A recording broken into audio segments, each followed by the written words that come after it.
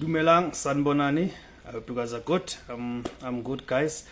All right. Today we are talking about the cross-border employment arrangement and who has jurisdiction over it, right? Over that.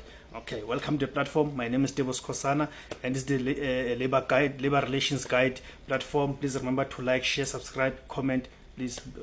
Especially remember to subscribe to become a member to the platform. All right, let's get to it. South Africa, cross-border employment arrangements. Who has jurisdiction, right? All right, let's go through it. Cross-border employment arrangements are commonplace as human mobility, technology, and globalization have become more fluid. This engagement can often result in an employee being present and performing services in one country whilst the employer is present in a different country. Further complexities arise when an employee is placed by an employer of record or temporary employment services (TS) as at a client in another jurisdiction. That's what we call labor brokers, right?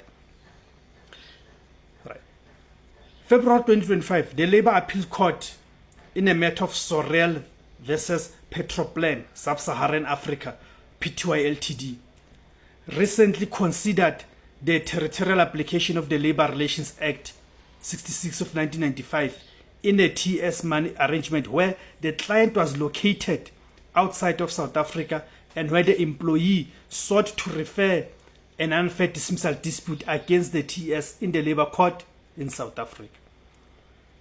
The Labor Appeals Court in Sorel held that where an employee is engaged by a TES, the territorial application of the LRA is to be determined according to the locality of the undertaking for whom the employee is engaged to provide services and not the location of the undertaking of the TES. In essence, this means that it is not the place at which the TES conducts its recruitment or labor brokering business which determines the place of the employment for purposes of jurisdiction in terms of the Labor Relations Act, but the location of the undertaking for whom the employee renders services, i.e. the location of the business of the client. Cross-border TES arrangements present a host of complexities from a tax, immigration, and employment law perspectives. In this issue, we focus solely on the employment aspects regarding the territorial application of the Labor Relations Act in the context of the TES arrangement by discussing the most recent case of Sorel, right? Findings of the Labor Appeals Court in Sorel. The issue in this case was whether the Labor Court had territorial jurisdiction to determine an alleged unfair dismissal dispute referred by Mr. Sorel against Petroplan Sub-Saharan Africa Pty Ltd. Mr. Sorel was engaged by Petroplan SA as a logistics superintendent at the gas exploration project in Mozambique and was appointed to provide his services to two companies, one registered in Mozambique and the other registered in the United Kingdom. Effectively, Petroplan SA operated as a TES.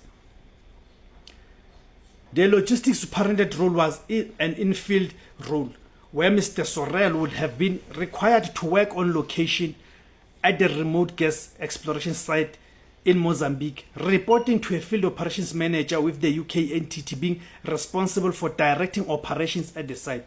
However, due to COVID-19 and visa complications, Mr. Sorel had to work from home in South Africa on alternating duty cycle. Mr. Sorel's service were terminated effectively 24 June 2021. The Labor Appeals Court found that the location of the undertaking for services to be rendered was in Mozambique, and accordingly the Labor Court had no territorial jurisdiction to hear the matter. Moreover, the contractual relationship contemplated that Mr. Sorel's workplace was in Mozambique. The Labor Appeals Court clarified that the principles applicable in a cross-border employment TES relationship and held that an employer may conduct more than one undertaking with the location of an undertaking at any given time, ultimately being a question of fact. What is important in determining territorial jurisdiction for purposes of the LRA is the location of the undertaking for whom the employee provides services.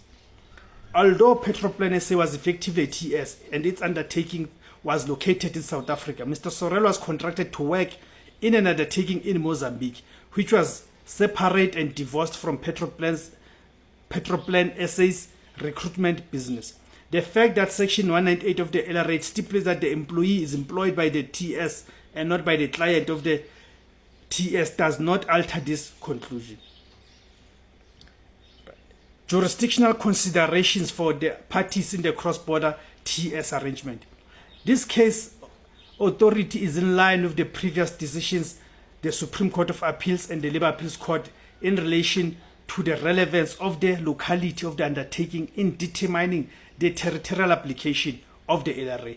Key considerations include whether the undertaking is separate and divorced from a South African undertaking, or whether it is inextricably linked to the business in South Africa. If it is separate and divorced, then it is likely that the locality of the undertaking is not in South Africa and the LRA will not have application.